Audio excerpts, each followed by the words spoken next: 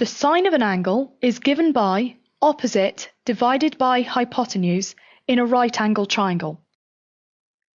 In this right-angled triangle here, my hypotenuse is 1. So the sine of the angle is opposite divided by 1, which is this height here. This angle is 10 degrees, and the sine of 10 degrees is this height here, which is 0.1736. As the angle gets larger, you will now see how the sine of the angle also gets larger.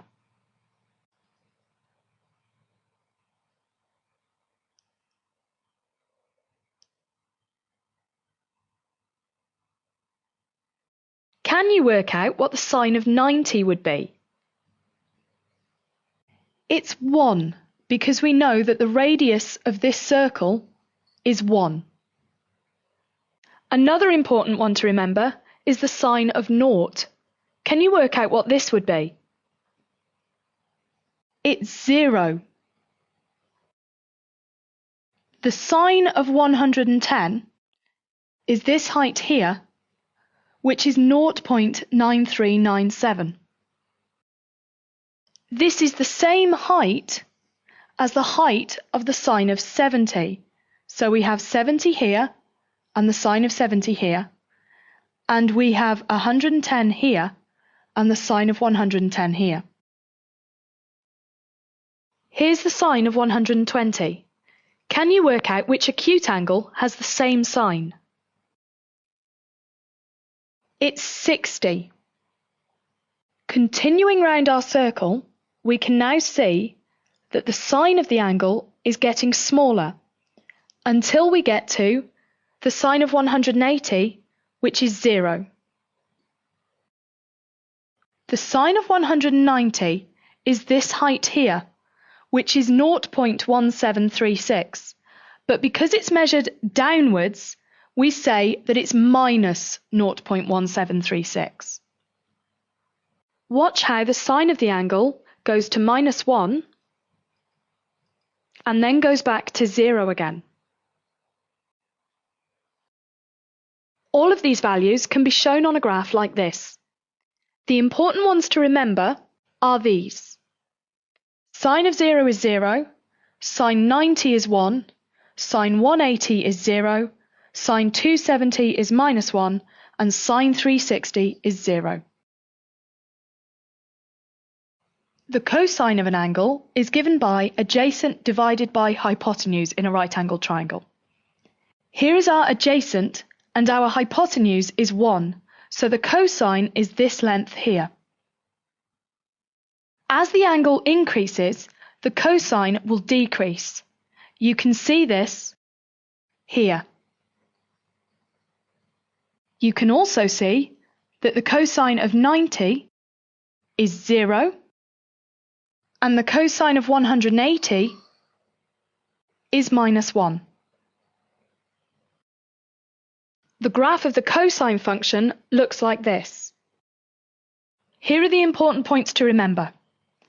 The cos of 0 is 1, the cos of 90 is 0, cos 180 is -1, cos 270 is 0, and cos 360 is 1. So to summarise, here are the graphs of the cosine function and the sine function.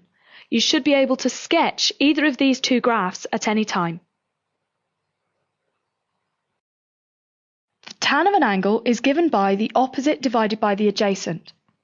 We can see that as the angle gets larger, the adjacent will get smaller and smaller until we're trying to divide by 0. This leads to a rather strange looking graph. This graph has asymptotes here and here. These points are where we're trying to divide by 0. In theory, you can be examined on the graph of the tan function at GCSE level, but it doesn't happen very often. Because of this, in this clip, all the questions you will see will be on sine and cosine. This is a typical exam question. To begin, the first thing I'm going to do is type inverse sine 0.9511 into my calculator. This gives me the answer of 72. Because I'm asked for angles between 0 and 360, I'm going to sketch the graph between 0 and 360. This here is 0.9511, and I can see from the graph that this gives me two values, one here and one here. This one is the 72 that we've already found. Now, using the symmetry of the graph, this is 72 away from 0, so this one here is 72 away from 180. So to find out what this is, I can do 180 minus 72, giving me the value of 108. These are my two answers.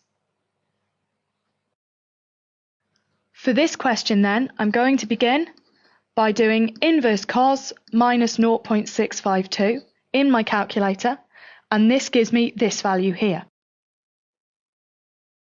I'm going to sketch the graph between 0 and 360, and then I can see that this value here is minus 0.652, and it gives me two values again. This one is the one that we've just found, 130.7, so I'm going to use the symmetry of the graph again. This is 130.7 away from 0, so this is 130.7 away from 360. So to find this value here, I can do 360 minus 130.7, and this gives me this value. These are my two answers. This is another exam question. To begin this question, I need to rearrange this. So at the moment, I have 2 sine x equals 1. If I divide by 2, I get sine x equals a half. Changing this to a decimal gives me sine x equals 0.5. To find x, I'm going to type into my calculator inverse sine 0.5, and this gives me the answer of 30. So I know that x is 30 degrees. Now, because the question asks for values between minus 360 to 360, this is where I need to draw my graph.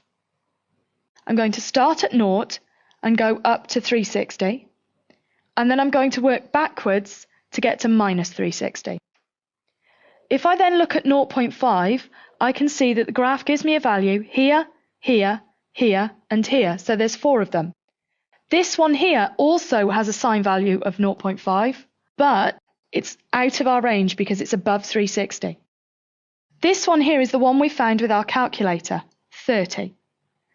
So this one here, using the symmetry again, is 30 away from 180.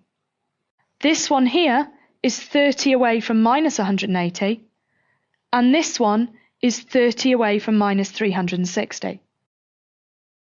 If I now work out what these values are, I get 30, 150, minus 210, and minus 330.